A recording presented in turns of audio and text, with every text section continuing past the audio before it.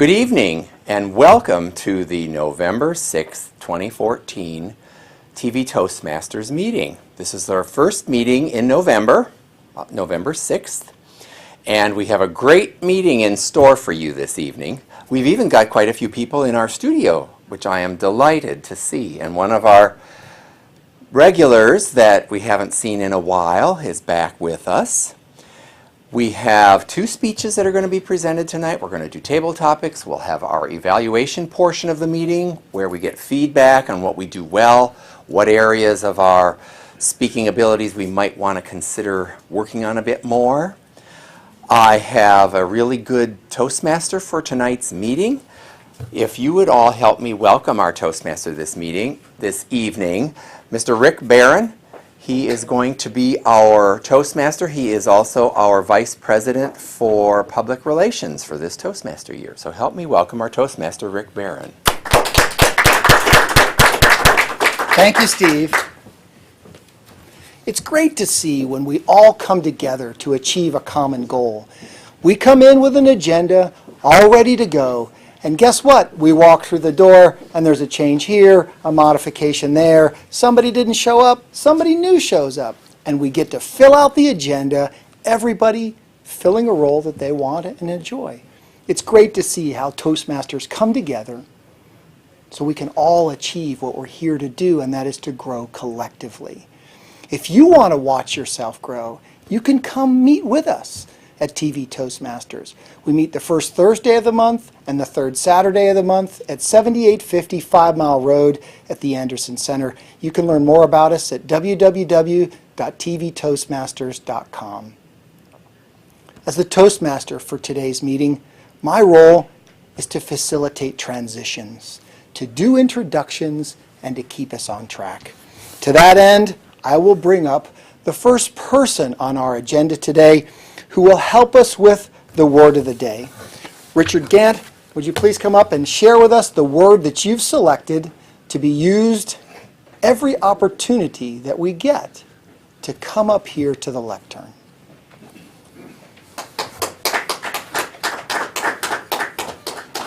Thank you. Mr. Toastmaster, fellow Toastmasters, I'm a perfect example of this refilling the agenda. I hope you'll accept my apologies, as I didn't know I was doing this until I arrived tonight, so I have nothing to display. The word of the day is duty, which is an obligation, or I hesitate to use the word duty, but I didn't write down a definition as I didn't know I was doing this. An obligation or a responsibility that you have to someone or something beyond yourself. Alexandre Dumas, in his third of the Three Musketeers novels, said that honesty is not a virtue, it is a duty. That has stuck with me since I read it. I found it remarkable. So, the word of the day is duty. I'm also the grammarian, so I'll be watching for you to use that. You have a duty. Mr. Toastmaster? Thank you, Rich. Thank you. It is my duty to announce the people who will come up to this lectern and present to you today. We do a couple of different things in Toastmasters. Most people are familiar with the prepared speeches. We work from manuals, work against an educational program, and you'll see that today. But before we do that, we do something that I think is much more important, and that is working on our impromptu speaking. Each of us is called numerous times throughout the day at work, in community efforts, or even at home to say, I don't know, Rick, what do you think of this topic? Instead of looking like a deer in the headlights, you can come to TV Toastmasters and practice that impromptu speaking. We call it Tabletopics. Our Tabletopics master today is Melanie Jones-Gant.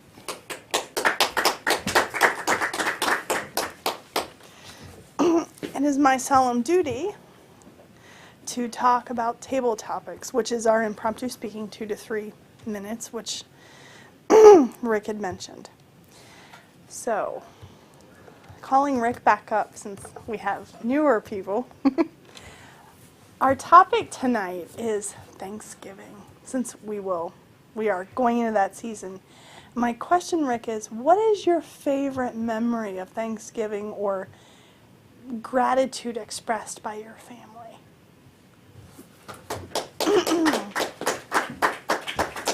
Thank you, Melanie. Thanksgiving is a time of gratitude. In most cases, we use it as an opportunity to reflect back on our lives, to think about all the things that we are grateful for. But what I also do during Thanksgiving is to look forward in my life for all of those things that I know that I have faith that I will achieve the rest of the year and through the coming year as well. If I reflect back on the Thanksgiving celebration that is the most memorable, as a kid, my mom's parents lived in Southern California. And on one Thanksgiving, it was our turn to go out and visit them. So we had an opportunity to celebrate Thanksgiving in sunny Southern California with a pool in the backyard, Grandma cooking in the kitchen. And the one thing I do remember from that celebration, Grandma always cooked the turkey ahead of time. You always think about Thanksgiving and that smell of roasting turkey. Happened the day before, so that she didn't have to do all those extra things during the day. But it was still Grandma's time, awesome meal, very memorable experience. Thanks for asking, Melanie.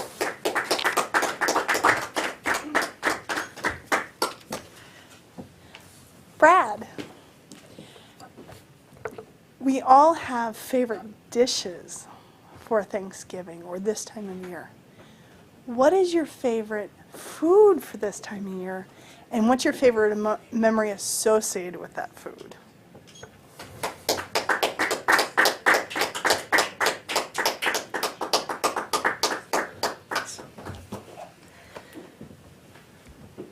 My favorite food for Thanksgiving, the favorite dish for me is mashed potatoes mixed with cream corn. That to me is phenomenal. One memory that I have growing up was when my mom had this huge pot of mashed potatoes, and I was so excited to sit down and just devour this food. And she slipped on the rug, and the pot of mashed potatoes ended up all over the floor. Needless to say, I was quite upset. My father was too at that time. But we had extra, and she got right back in the kitchen, and she prepared more, and we had a phenomenal meal that day. Thank you.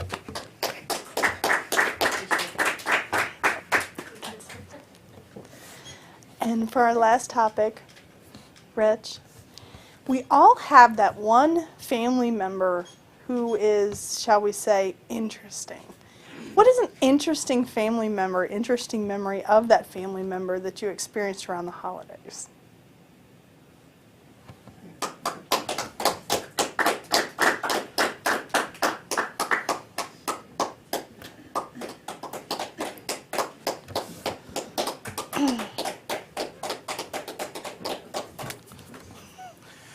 So this goes up on YouTube, right? Yeah. Because I'm going to have to be very circumspect about some of this.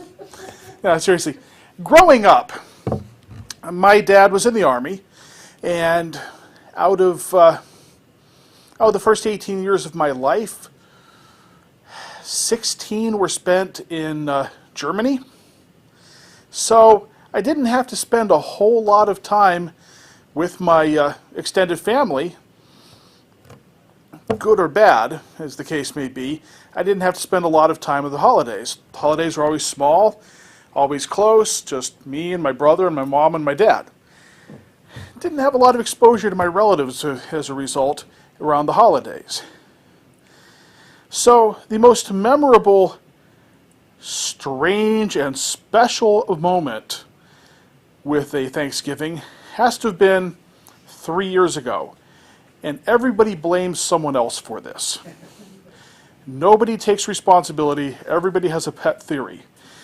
But it was decided that instead of having the traditional Thanksgiving dinner, because my grandmother's getting on in years and not really able to maintain her house the way she wants or put on the big dinner she used to do, we were going to go to a restaurant. We've done that before. She lives down in Brooksville, Kentucky, so we were probably going to go to Maysville in one of the restaurants there, but no. Somebody had the great idea of going to Golden Corral.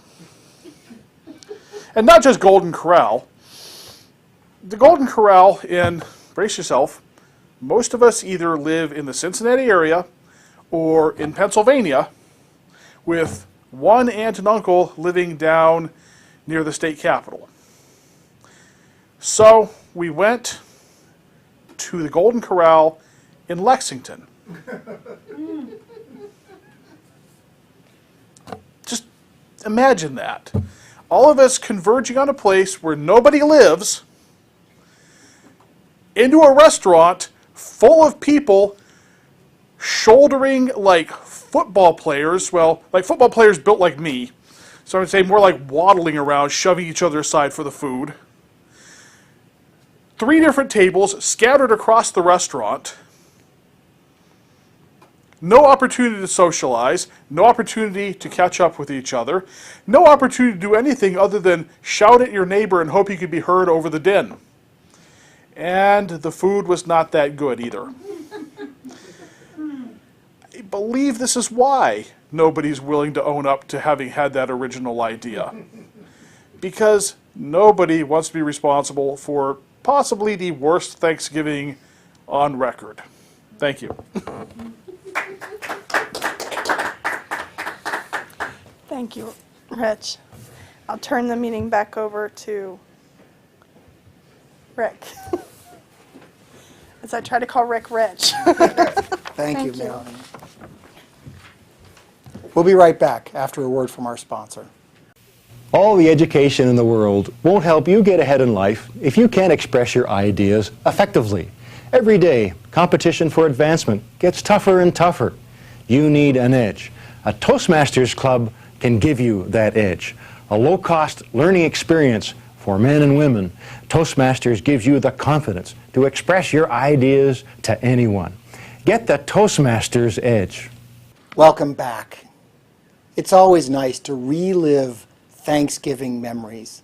Thanks, Melanie, for the opportunity to do that through Tabletopics. We now transition to the prepared speeches. We've got 2 prepared speeches. In Toastmasters, we work from educational manuals. Each project has a theme, and members present prepared speeches based on those themes.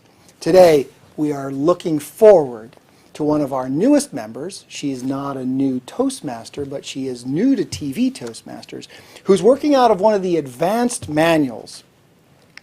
The 3rd speech on the Public Relations Manual, focusing on a persuasive approach.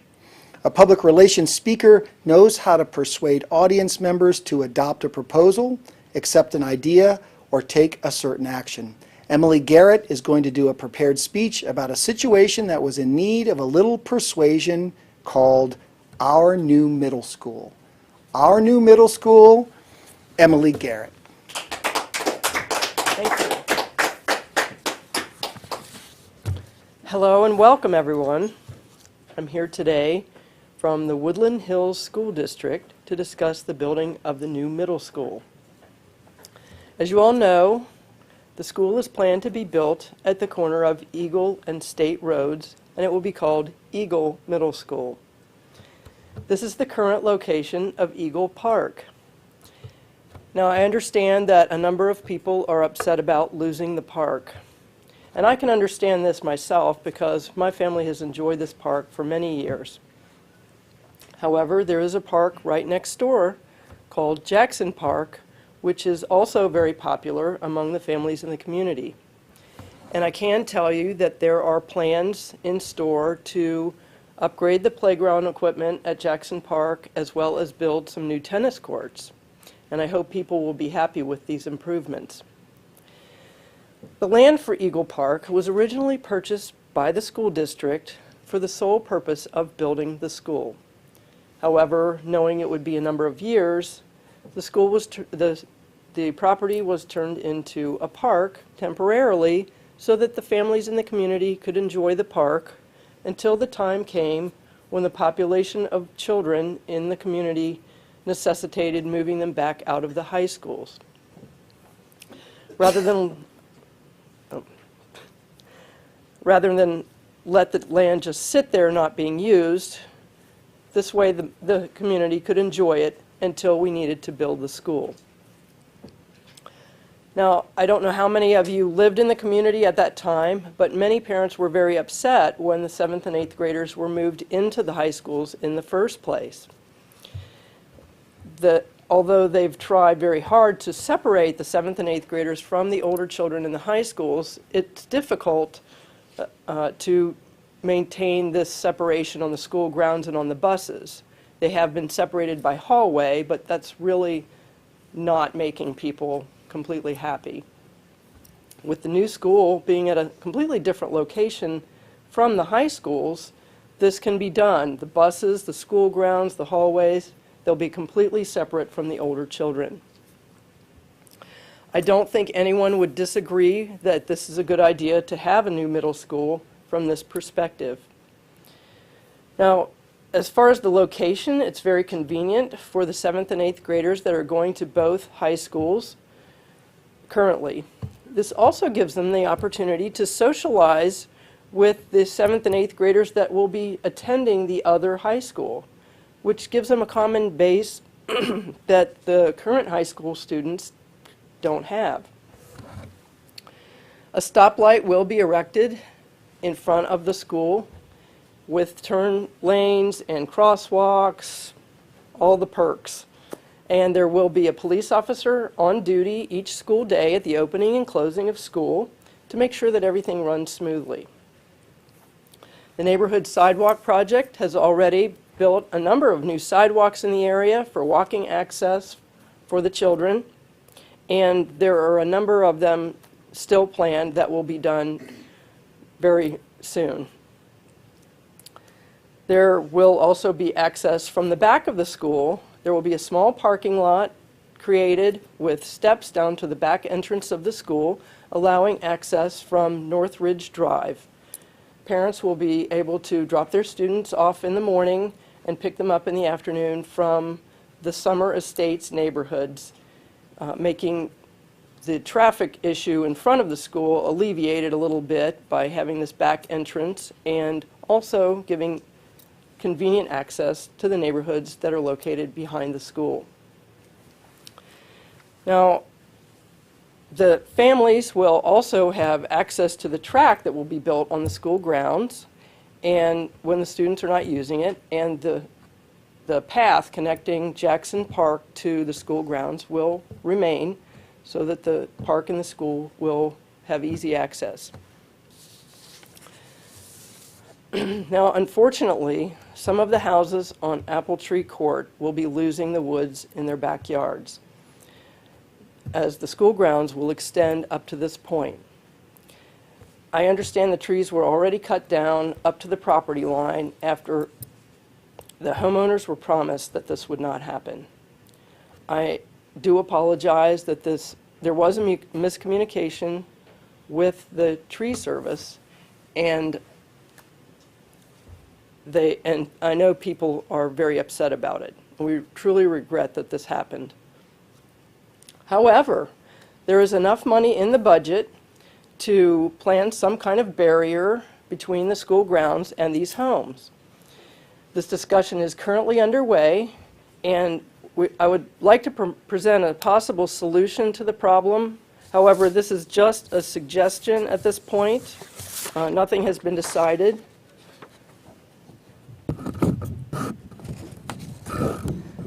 Dirt will be mounded up between the school grounds and these homes, and some trees and foliage would be planted on the mound, which would prevent the children from cutting through this area and would quickly block the view of the school from these homes. There is a meeting next Thursday night at Jackson High School cafeteria at 7:30 p.m. and there will be an informal open discussion with the officials that are planning this part of the project. Anyone who is interested in giving input on this situation or have any ideas is welcome to come.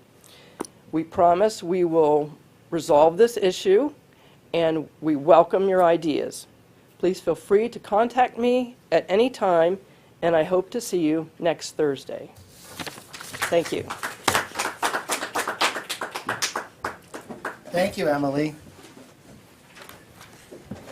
We'll be right back after a word from Toastmasters. What future do you envision for yourself? What dreams do you have? If you want your dreams to come true, you must have confidence in yourself and your abilities. A Toastmasters Club can help you build that confidence. A low-cost learning experience for men and women. Toastmasters shows you how to express yourself clearly and effectively. Make your dreams a reality. Join a Toastmasters Club. Welcome back. Emily, what a dutiful speech. Very focused on the community that is seeking to address those problems with the new middle school. Thank you for your presentation. We'll now hear from one of the most senior members of our club. She is one of the founding members of TV Toastmasters, so we look forward to Carol's speech.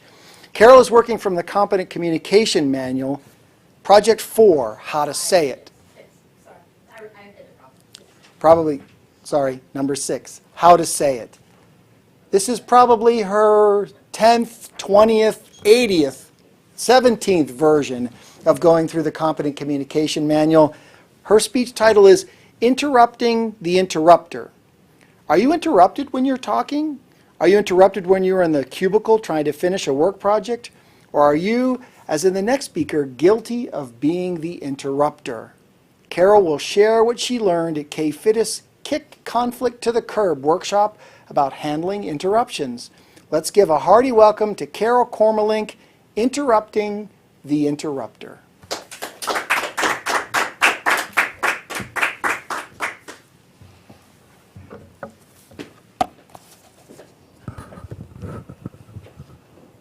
Are you the interrupter? Are you the interruptee? Are you the one who interrupts? Which one are you? The interrupter? Or you're the interrupter? We're the interrupter because we already have the answer 2 weeks before you got the question. However, once you start listening to people, then you understand, you realize that you didn't have all the facts, so you have a different answer to the question.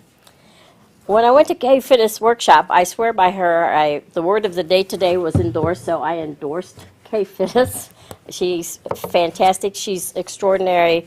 Rick has worked with her in Toastmasters and several of the other of us, and I know that she's an exceptional presenter, and I'm not really interested, since I'm 81 and retired, I'm not really interested in learning how to advance at work because I'm not working.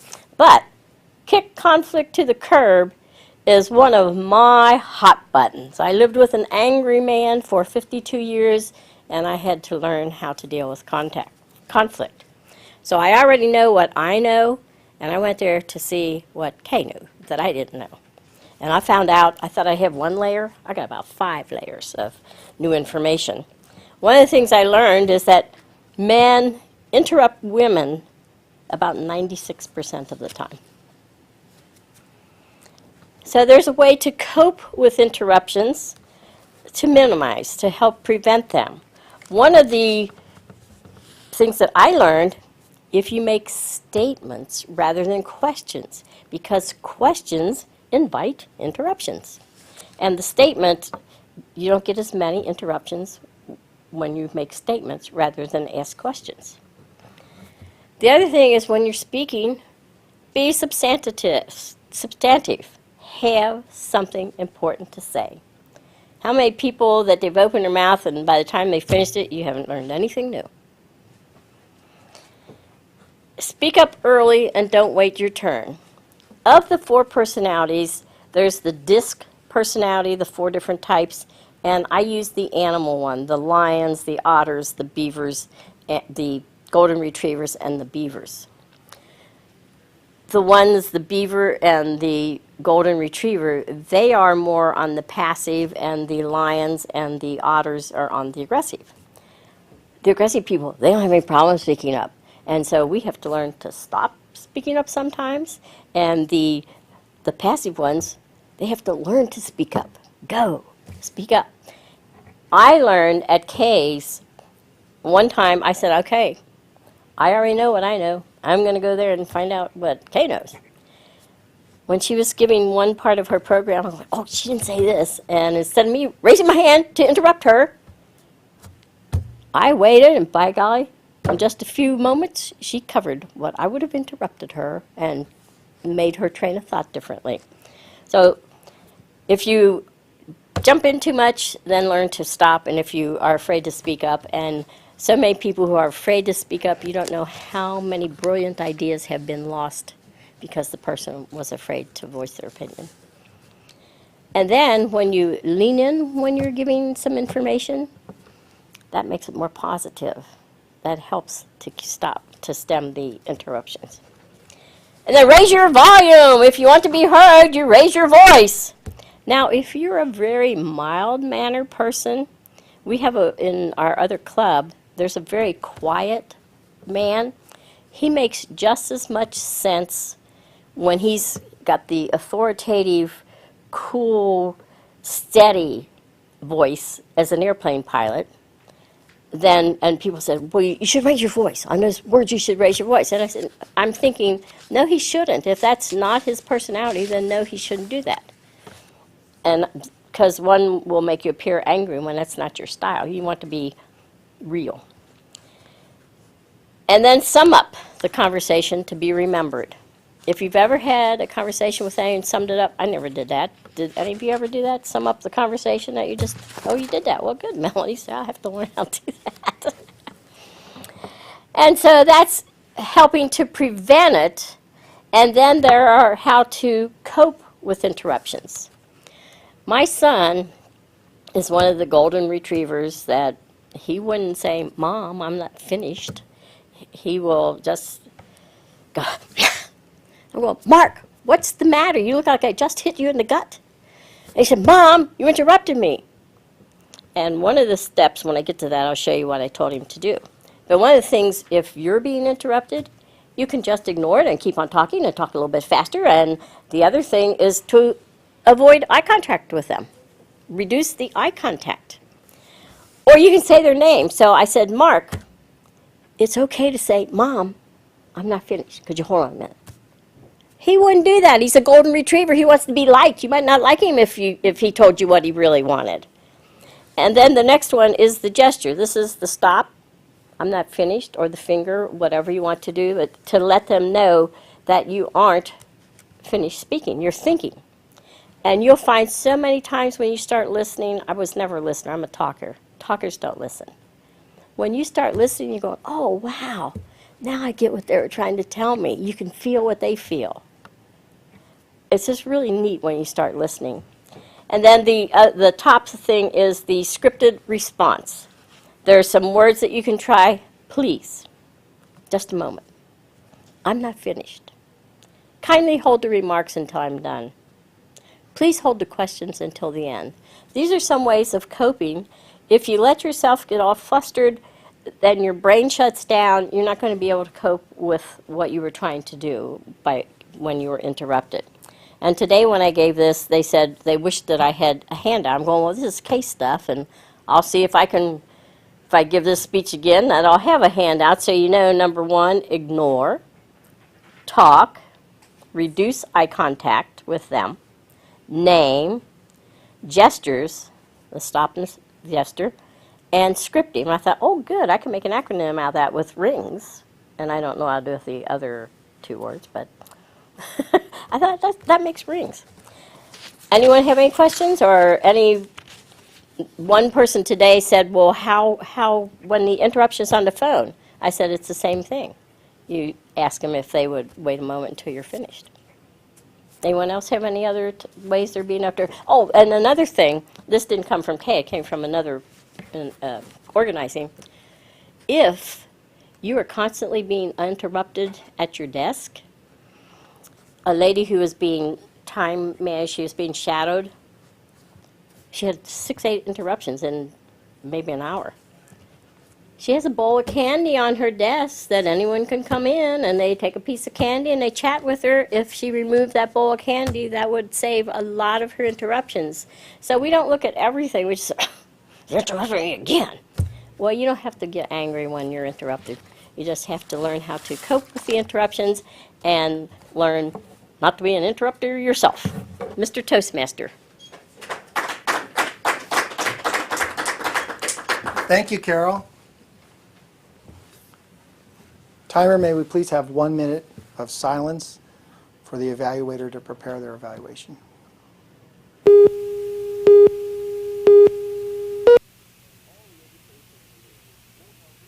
All the education in the world won't help you get ahead in life if you can't express your ideas effectively. Every day, competition for advancement gets tougher and tougher. You need an edge. A Toastmasters club can give you that edge. A low-cost learning experience for men and women. Toastmasters gives you the confidence to express your ideas to anyone. Get the Toastmasters edge. Welcome back. One of the things that we do in Toastmasters is we time everything, and you'll see that towards the end of the meeting, and we evaluate everyone that provides us with a prepared speech. We now move into the evaluation portion of our meeting where we have club members evaluate those that gave prepared speeches against the objectives that they had for their project. That portion of the meeting is led by someone on the evaluation team, our general evaluator, Diego Martinez.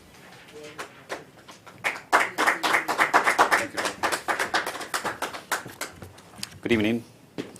We are going to have two evaluators tonight. We're going to have Emily is going to be evaluated by Rick, correct? And Carol is going to be evaluated by BJ, Melanie. And we are going to have also the ed counter and the time report. So I'm going to welcome Rick for the evaluation for Melanie. Thank you, Diego. Persuading your mother to change what she has planned for dinner may be one thing, but persuading a community on how to overlook an issue, a promise that was broken, is much more difficult. And Emily, that was the challenge that you undertook. Trying to persuade a room full of potentially angry people that these trees had been cut down by mistake in Apple Tree Court. The namesake for the cul-de-sac, gone! Those trees removed by accident. You were very calm and approached it from a very factual point of view, one in which you provided both positive aspects and potential side effects associated with the change of removing the park and building the middle school that was always planned to be put there.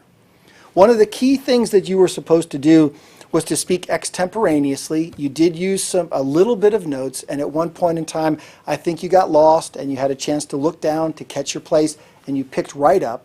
So there was no issue there. It wasn't like you spent the whole time, with your head buried in the notes. You glanced down when you needed them and focused on the audience, which was very important when you're essentially trying to convince people that they need to change their mind or their opinion. You were also supposed to make it both logical and emotional, and that's the piece that I found a little bit lacking through this, was the emotional appeal. And I was racking my brain trying to figure out, how do you make this? I assumed you were the school board superintendent. How does the school board superintendent come up here and talk about this topic, making it a little bit more emotional? And the thing that I came up with was to tie it to specific students. You had talked about the potential issues that were encountered by putting the 7th and 8th graders in the high school, and that there were issues associated with trying to keep them separated. I imagine there have been a few issues over time, or a few things that people didn't really like. And picking one or two of those and flipping them around, and to show the positive aspects of what the new middle school will mean to the students themselves, people who traditionally had been at risk maybe in that new environment or the current environment with the high school, and how this new middle school, that people would be say, you know what, a couple of trees and a walk down the path to get to the new park are not such a bad deal when I really focus on the true benefit of what we're talking about, and that was the students themselves. I thought that you did an excellent job of persuading people to take the next step. And I thought that was your objective, to go to the next meeting that they were going to have and to say, hey, we're going to meet next Thursday and we're going to talk about this potential solution in Applewood Court. Please come on in. It's an open discussion. I think that was a great thing to end with. I would have also liked to see maybe just a summarization of the positives and the negatives that you had talked, because you had hit so many items. Outstanding presentation in persuading potentially a group of hostile people to take a next step, and that is to learn more about your prescribed solution. Thank you, Emily. Thank you very much. That was an excellent feedback. After that, we are going to have also a BJ, no, Carol, Melanie. So thank you.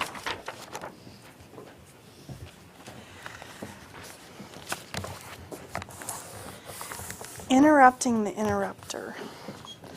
I am very, very guilty of that, which I mentioned when I first started with this club. So it was a very, very good topic for me to hear. Carol, I think the topic was wonderful because I think Toastmasters brings two groups of people, us that talk a lot and us that don't talk a lot. And I think you brought the two groups together in a topic that can impact everybody in the audience, which I thought was very impressive. You were supposed to use vocal variety. I think that you always have great volume and you always have great expression. What I find, at least in this speech, is I noticed that because you had so much to cover, you were speeding yourself up. The longer we went into the speech, the more you were trying to cover more material. And because it was such a dense material, I was losing some of your points. Even though you summarized the points very well at the end and you did slow yourself down, I noticed that your speed started speeding up when you realized there was a lot more to cover, which is, I think that your vocal variety, your pauses were very well used. Your expressions were very well used also. Your organization was excellent, and your word usage was excellent, and your body posture is always wonderful up here. So I can see that little string right from your... Not so much with the vocal variety, but the speech itself. Like I mentioned before, there was so much to cover. It felt like the transitions themselves were not the cleanest. I would have liked to have seen, because you've got a lot of emotion in your beginning about how it impacted you, I would have liked to heard the story more of how it impacted you to make it more impactful on the audience, because I think your vocal variety was very much more impactful to the audience because you're very much a personable person and you can tell that when you speak. And I think that the topics, though for everyone, was not as clean as that I've seen you do. So that's the one thing I would say. The other thing is I would have loved you to have given the full name of the individual who did the topic as well as their contact information. Because if you are using their material, a plug for them wouldn't hurt. Like I said, I really liked the topic. My only comment is it seemed almost too dense, but it was probably, for me, 2 or 3 speeches I would like to hear more about. So, Carol, thank you for presenting such an interesting topic to our group. Thank you, Melanie. Thank you very much. It's always very important just to hear the feedback from different perspectives. It's also a pleasure that other members are putting this together in order to give you more encouragement, because we always want to have the next speech getting better and better. I'm going to call the next person who's going to be the head counter. It's going to be BJ, so could you please come up? Or Richard is going to be there at. So switch it to Rich.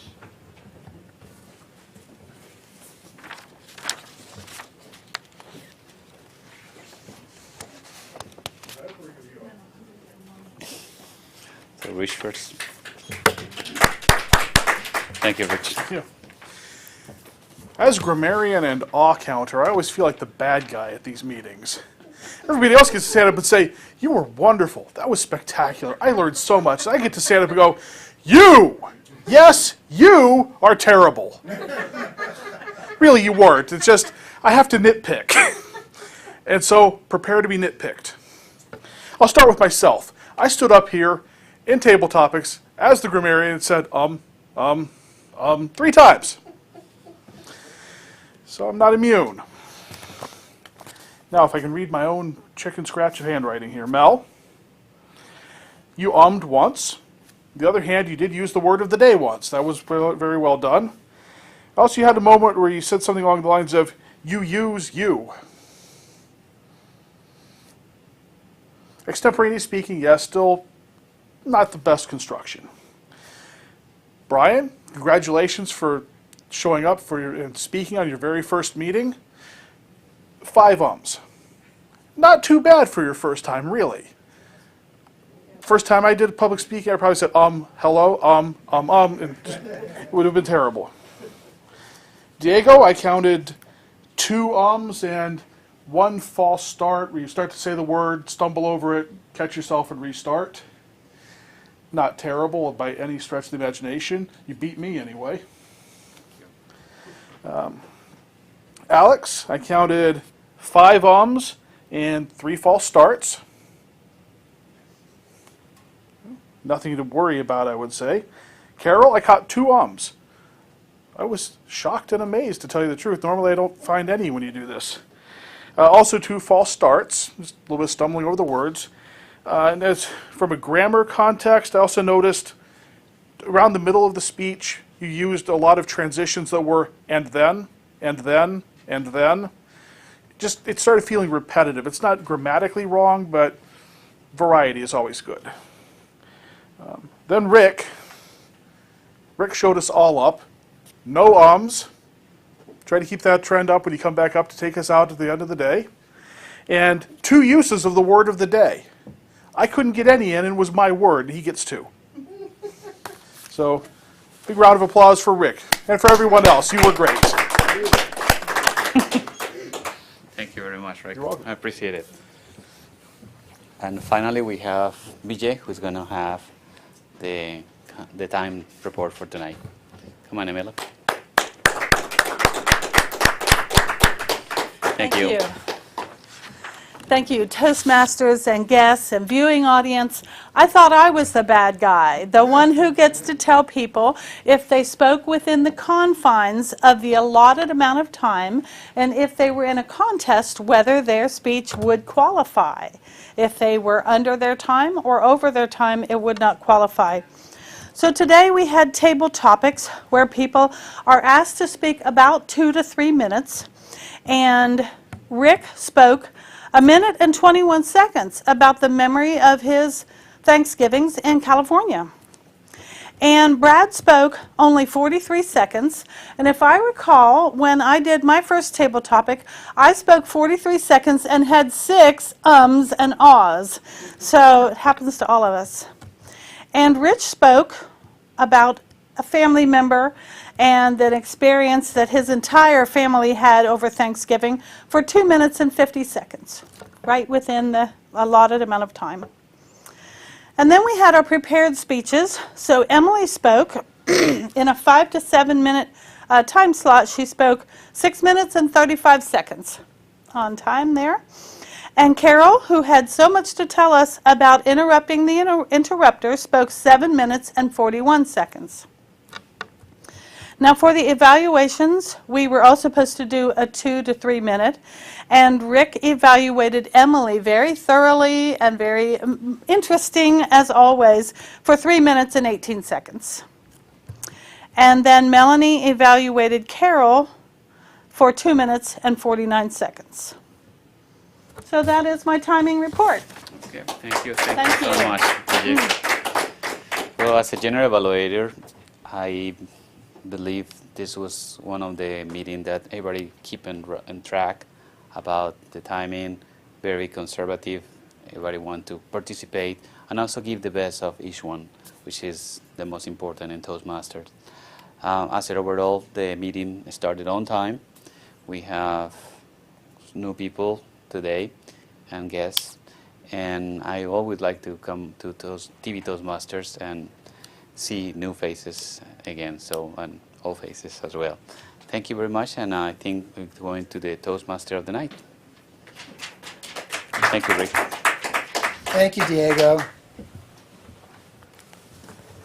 As a Toastmaster, it's my responsibility, my duty, if you will, to make sure that I reach out to those guests that are in our audience as we wrap up the meeting and ask them if they have any insights or observations that they'd like to share. Brad, not to put you on the spot again, but you have an opportunity to come up and just share your thoughts if you want, just a few minutes. Sure.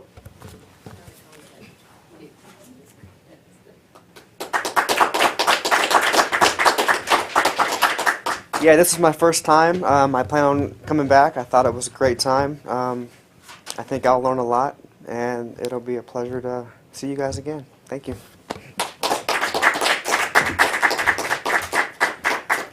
Thank you, Brad. It's always incredible to watch somebody introduce themselves to this concept of personal development, to come and help one another grow, because that's what we do here.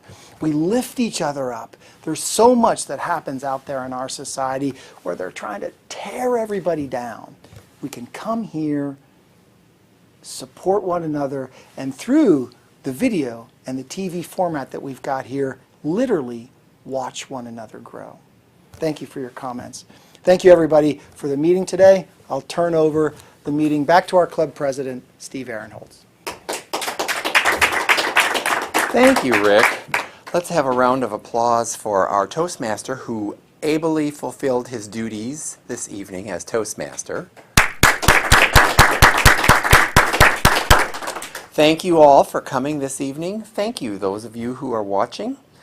Our next meeting will be November 15th. That's the third Saturday of the month. We start at 9 a.m. at 7855 Mile Road in the Anderson Civic Center, downstairs in the community television studio. This meeting will be airing in December, so we hope that you all had a really good Thanksgiving. We'll also be talking a bit, maybe next time, about an open house that we're doing. The 13th of November at Total Quality Logistics in Union Township. Thank you all for joining us this evening. I wish you a good Thanksgiving. On behalf of TV Toastmasters Club 9523, I'm Steve Ehrenholz, and our meeting for this evening is adjourned.